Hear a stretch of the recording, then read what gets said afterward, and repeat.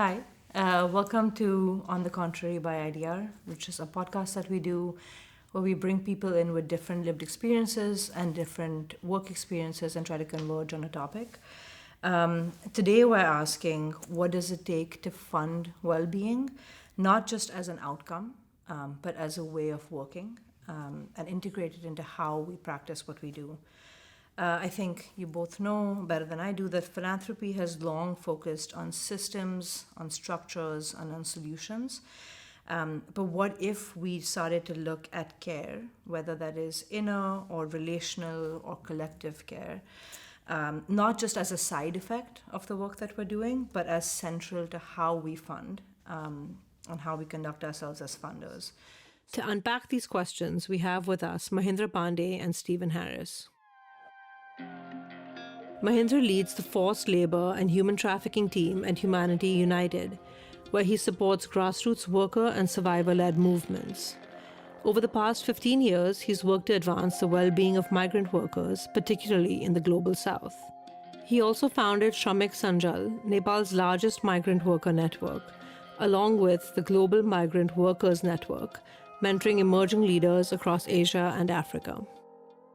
Stephen is a vice president at the Fetzer Institute, where he leads work on ecosystem transformation, helping leaders bring a values-based, inward-looking approach to social change. With a background in public policy, theology, and African American studies, he works at the intersections of faith, justice, and systems thinking. So I think before we jump into it, I think let's just situate ourselves.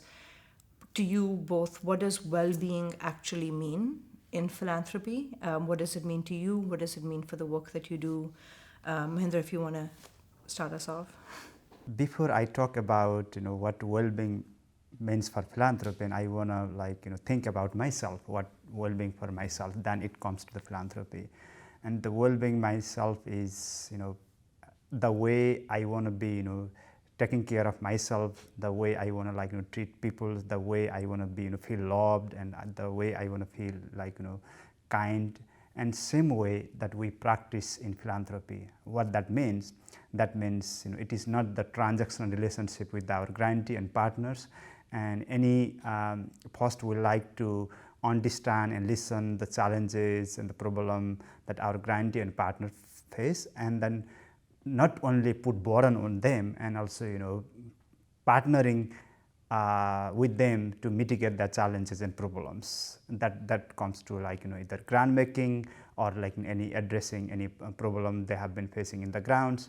And what that means we are taking empathetic approach and reducing the so much burden on reporting and so much burden on documentations, more trusting them, and they are the people who are doing the work in the grounds, and who are we to asking so many questions. That is what we talk about well-being.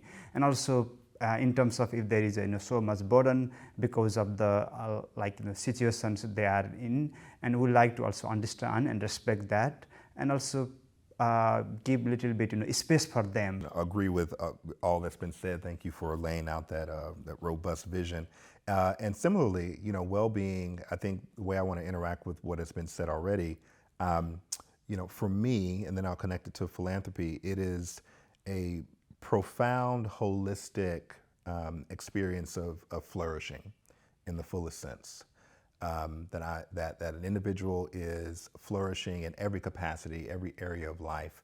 They feel themselves having the agency, the freedom, the dignity, all those things that ought to be accorded to humanity and what it means to be fundamentally human.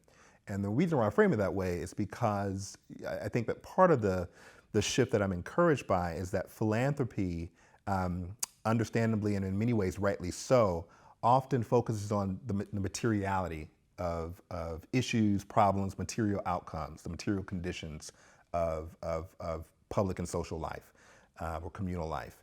And we all understand why that's critically important. But I think the conversation about well-being, again, is more holistic. And the way that I personally have approached this idea in my own life, the way we approach it at Fetzer Institute, it's suggesting that actually to flourish and to be well doesn't merely relate to what one's material condition and circumstances looks like. It includes that, but it's also the inner life. It's also interiority. It's the immaterial aspects that really form and shape how we live and how we inhabit our social imaginary. And so it's flourishing in a more holistic sense that recognizes that actually the inner life is the site from which material life and material engagement takes shape. I think well-being arrives us at that fuller sense. Could you give us an example of what that looks like in terms of a funding decision, or how do you fund this inner being, inner life? Sure. What is that? Yeah. Yeah, so I think one practical approach, and we're exploring this at the Fetzer Institute, is, we often think of philanthropy, again, rightly so, particularly in a moment of deep material crisis and concern. What does unrestricted operational support, the importance of that, the critical nature of that, organizational support, resourcing, all of that is critically important and right. In addition to that, what I've seen, what I've been encouraged in conversations about and what we're exploring is, what does it look like to not only fund in that kind of way, but then fund in a way that says we actually want to resource you in a way that invests in the interior life. So that includes, maybe that includes a retreat, maybe that includes funding and resourcing for therapy, maybe that includes funding and resourcing for physical health support, maybe that includes funding and resourcing for mental health. Organizations need operational support that they wake up every day thinking about funding their work, funding the individuals who are committed to that work.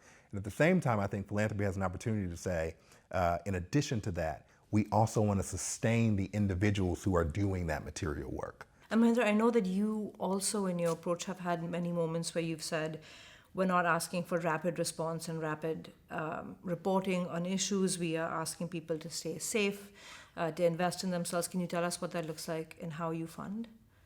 There are a couple of ways and couple of approaches and we fund.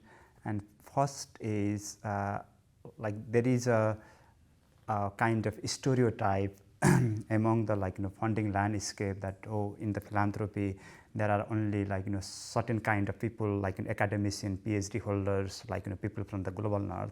Now philanthropy is a little bit changing because I'm coming from Nepal and I'm coming from global south and he's coming from his community, means we are already rooted with that community, what that community needs, and we have lived experience. We have we are close to the reality, and first we listen them, we understand them. We have shifted from project grant to the general operating grants. That means our grantee and partners, they have more ability and more flexibility to spend their grant and their fund on their way, rather than prescription by the philanthropy or funders. That is one.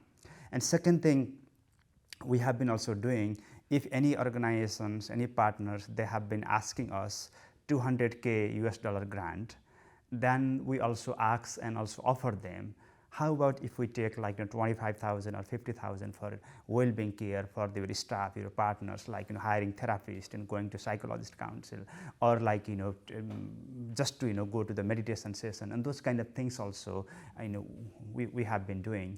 And another thing, we have been also practicing kind of verbal type of reporting. Some grantee in some context, they are not fully confident about reporting in their English medium, because some of them they work in the different language, and we wanted to make sure that language is not barrier to work with them. And also documentations and then education degree, so-called education degree is not a barrier.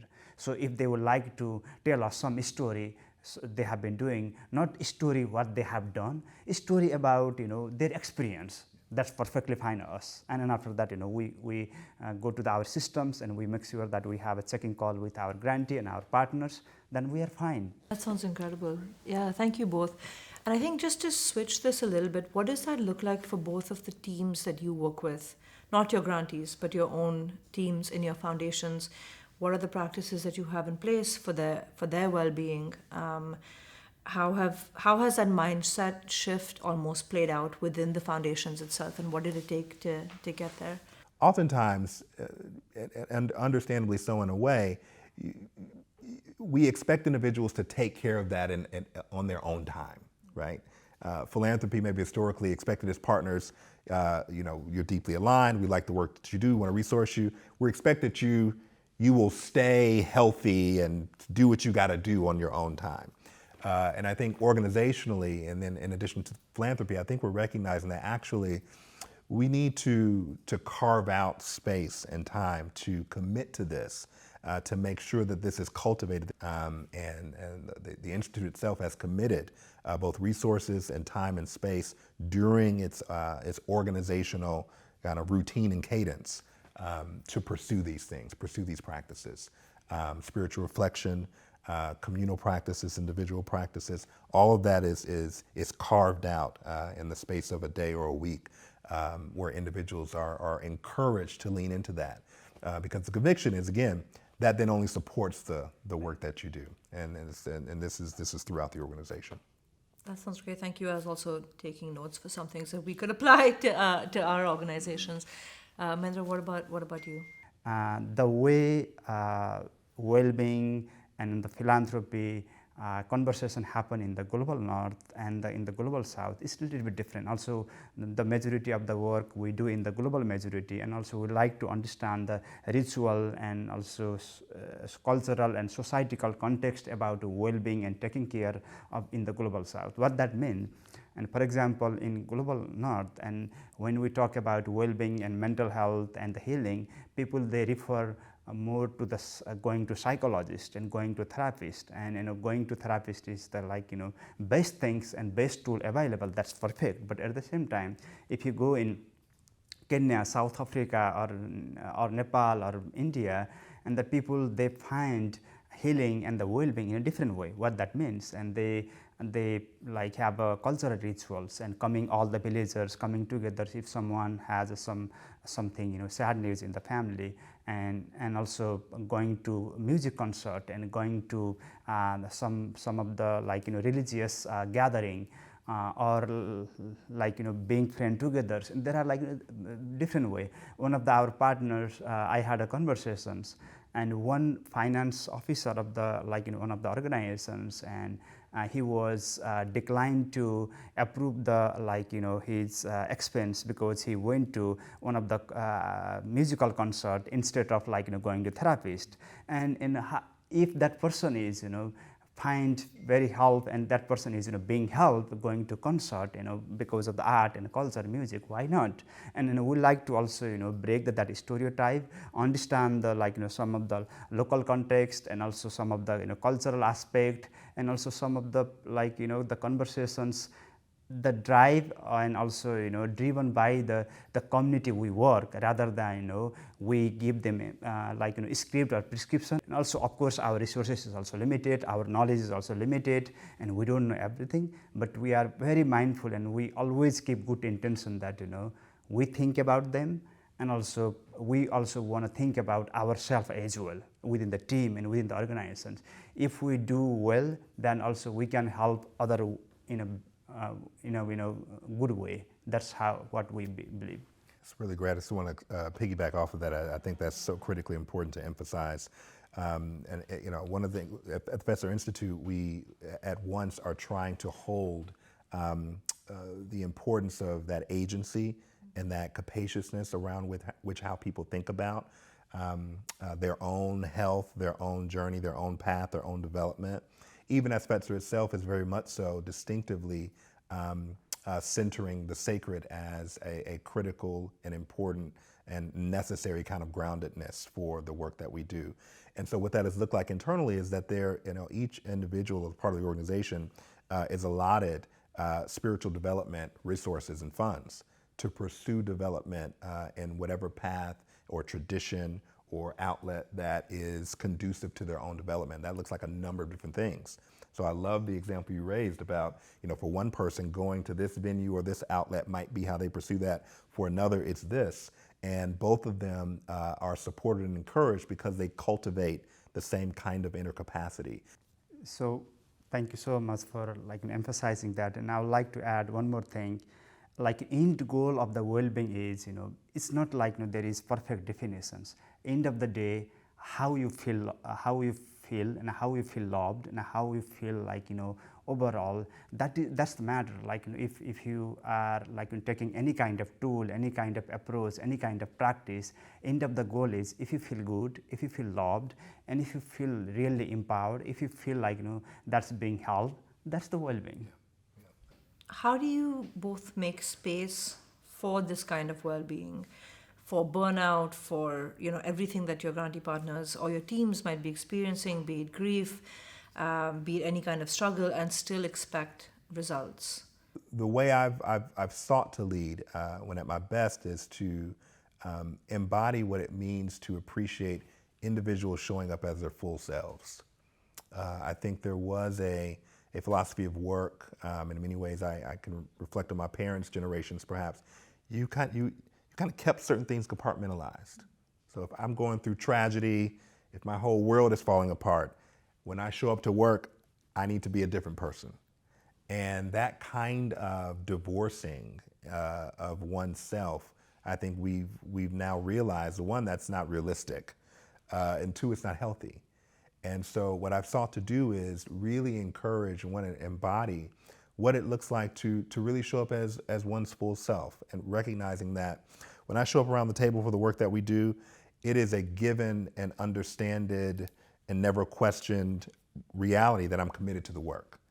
That I'm around this table because I'm committed to the vision, mission and vision. I know what my tasks are, et cetera. That's a given. And at the same time, I'm showing up to that table bringing all of who I am.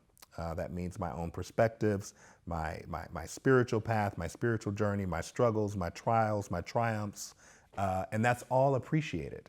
That means then that we then create relational space for individuals to be that and to do that. And so, around the table that I lead, we begin our time, one, with the practice, but then just having individuals share how they're doing. When we were doing our mic test, the question was, how are you feeling today? Right? That was a very good practice. I mean, those little things, I guess that's what I want to emphasize. It's not grand gestures. It's often the little things that create the permission structure where people feel like, okay, I don't have to hide the fact that I'm dealing with all of this stuff.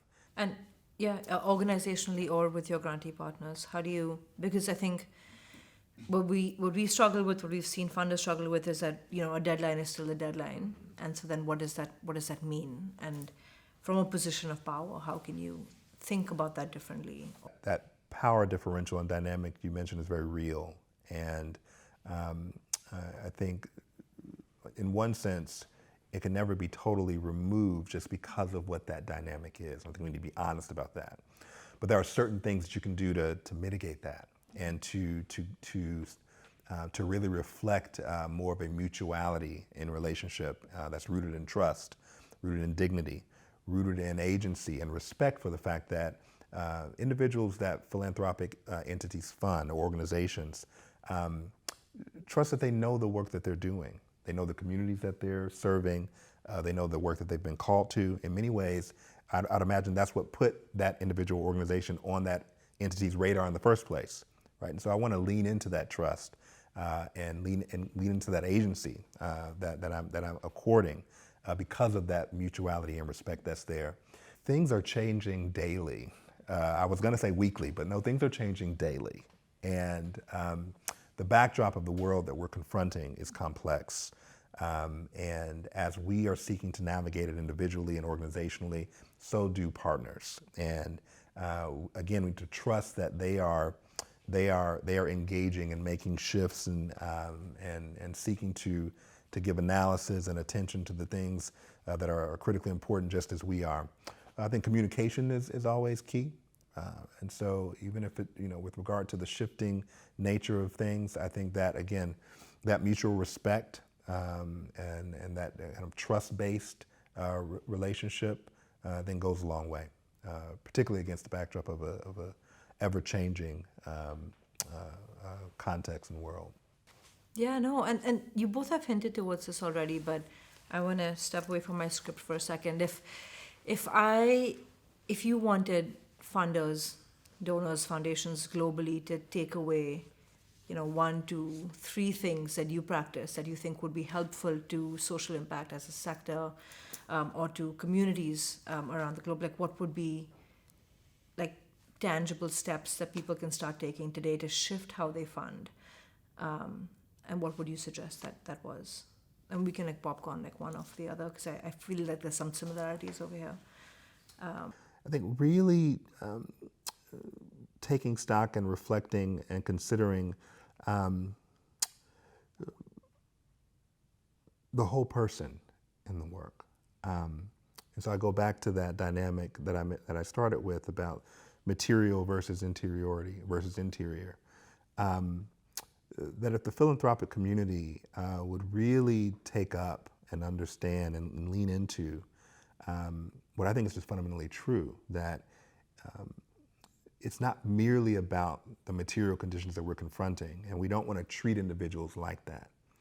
We don't want to treat organizations like that.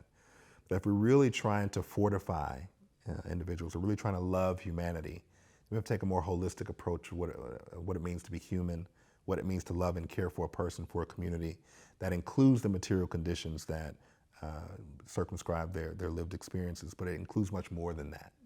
And to really push funders and the philanthropic sector to really lean into, okay, so then what does it mean to explore that if a person is not merely the sum total of their materiality, they're much more than that, then how do I show up and resource that? And I think that leads one on a path to then exploring a lot of things that we've been talking about. So for me, one of the lesson and also takeaways that global philanthropy landscape could be, no matter which platform, which organization you are working with, don't see that you are the only one powerful, and you see like your partners in a grantee, and you are like real partners. There is no power above or power below, and also maybe they have more power than us, because they hold the knowledge, they hold the experience, and they know the community, and they do the good work. And then real power is with them, and understanding those things like global philanthropy, they should first think they should understand that power stay with the community, power has with the partners, and power has with the grantee, and we are the just like he mentioned, agency, and we channelize the resources in a responsible way. And second thing is hiring more people from global majority, more people of color, and more if we have been working in the human and genders and LGBTQ or any issue, that hiring people from that sector, and so that the people from that community understand more, and sometimes supporting that organizations and that community, and hiring people from that community is sometimes different.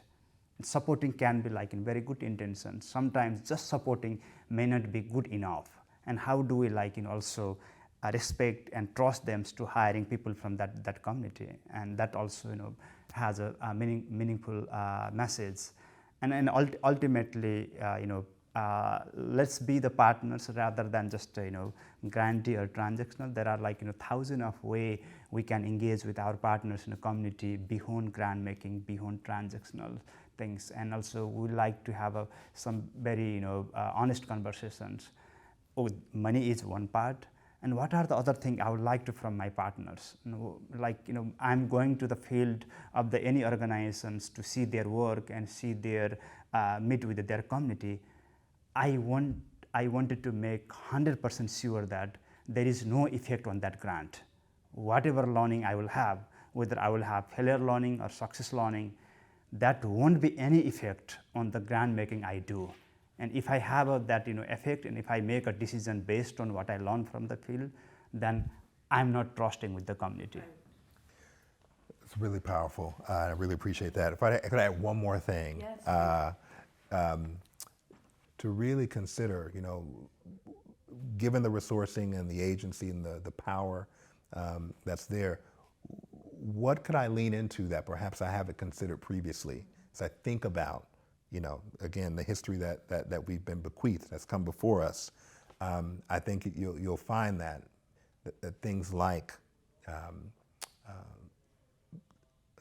spiritual worldview and love and faith are powerful resources that, again, really go to the fundamental roots of our human experience. And if the philanthropic sector would really open up and lean into that, I think they'd be surprised by what is there.